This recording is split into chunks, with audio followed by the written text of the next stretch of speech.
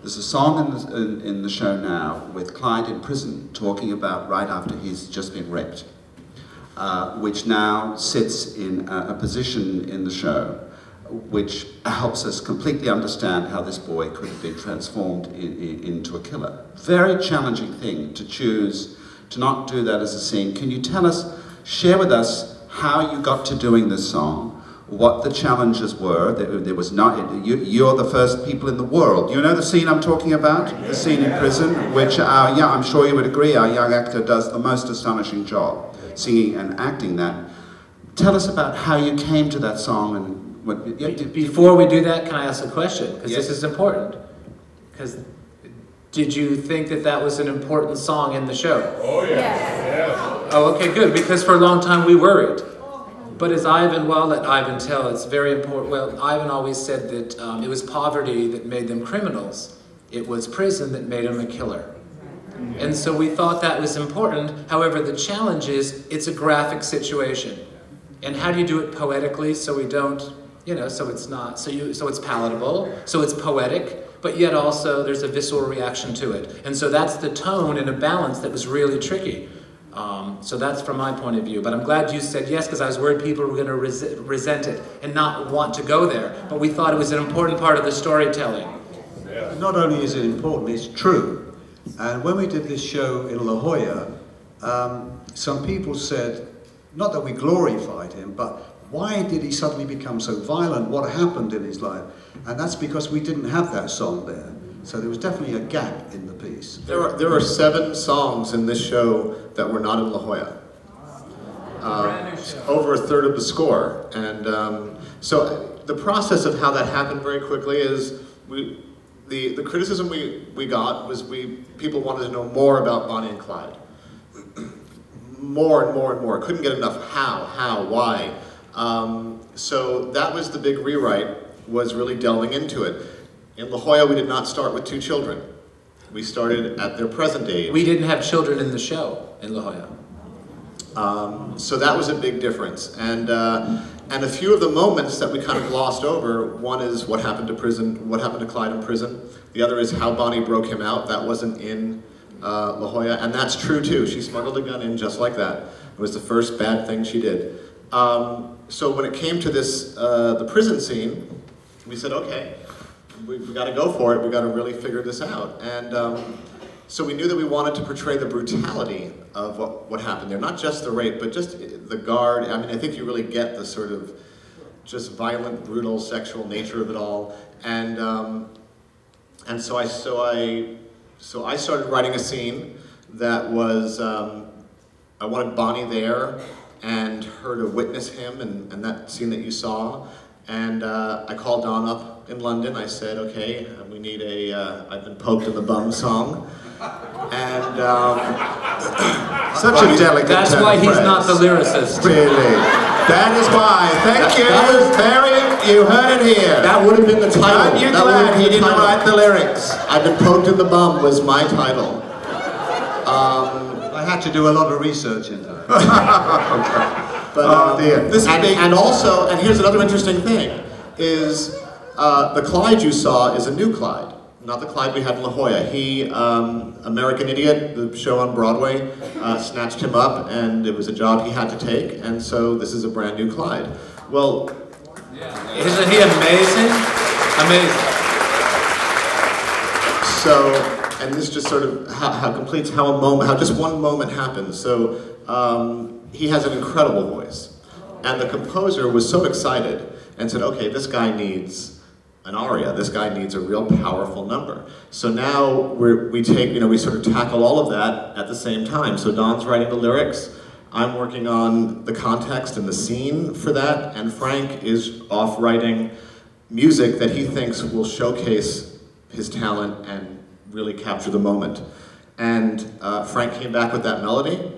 Don took it, he put a set of lyrics to it, I set it in the scene, got everything leading up and coming out of it, and then Jeff reads it and says, okay, here's what's good about it, here's where I think we could go differently, and that's every moment in the show. But also, you know, just to give you a little insight into the creative process, and as an artist, you have to be awake every second. At least you try to be awake every second of your life, because you never know where something's going to come from.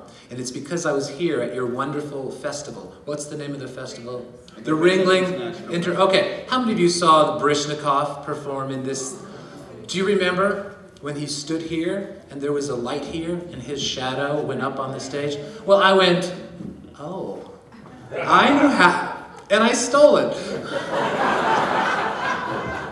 But I knew the minute I saw that on this stage, I went, I know how to do it, because I didn't want to see it happen. I just didn't, I'm not interested in that. I think theater should be about poetry and using your imagination. The movies would show you that. That's not what I want on stage. But you didn't want to see it. That was fulfilling enough, I think, personally. But I got that from Baryshnikov and Michael Edwards, the festival. That's sort of how it works. Jeff, Yeah. can you talk a bit about, because I remember the first rehearsal that I saw in the room over here, where Jeremy went for the song for the first time. You'd written it, he had the lyrics, and he was working with you on the staging, and had his script on the floor, and he went for the staging. And can you talk a little bit about what that was like, how exciting it was to see him take it and Well, run as with much it? as this is a collaboration, our work with the actors, because they're the ones up here, they inform us. They have to make it three-dimensional. Take it off the page and put it on the stage. And when you have someone as talented as both Laura, the woman who plays Bonnie, I mean, isn't she also just spectacular? Really, really something. So we actually have a cast that makes us look really good. I mean, that's how it works. Yeah. But Jeremy's interpretation of this number, I mean, in my dreams, I remember saying to everyone, I would like it to be like Billy Bigelow's soliloquy in Carousel. I put the bar pretty high. And you need someone like Jeremy to pull off something like that.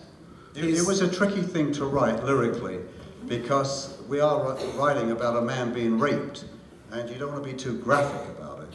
And there were originally some lines in it that were too specific and became too emotive.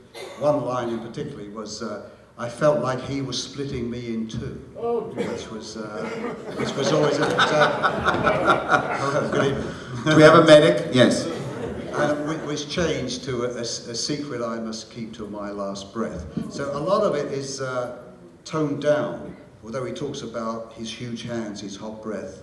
So it gets the picture there, but you have to really be very sensitive to each syllable in a song like that when you're discussing such a subject. I'm begging you. You know what he's been doing to me. Yeah, he's proud of just being friendly.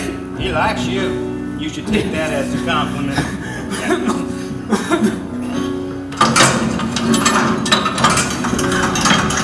I'm ready to end it. I can't go on living like this. I'll find a way, always a way to die.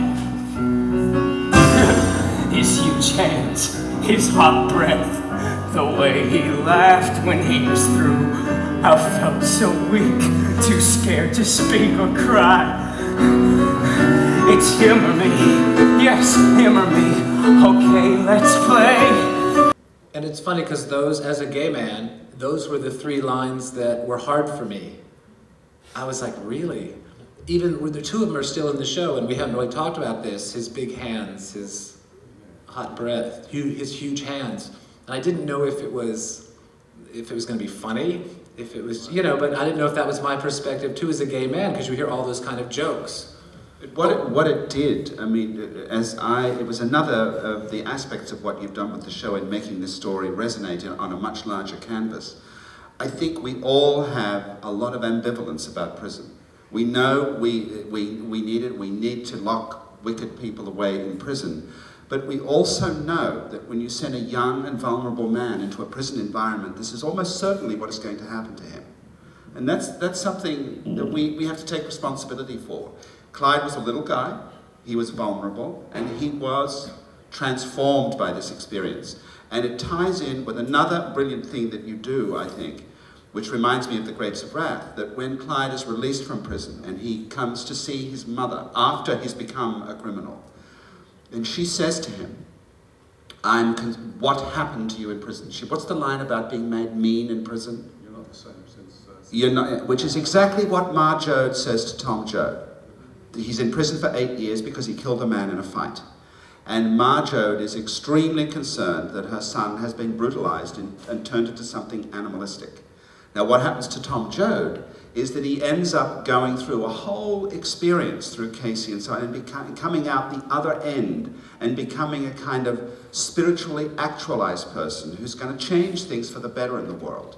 And Clyde, through very similar circumstances, poverty, misery, and prison, ends up going to the dark side. And I feel that this production and Jeff have really evoked that.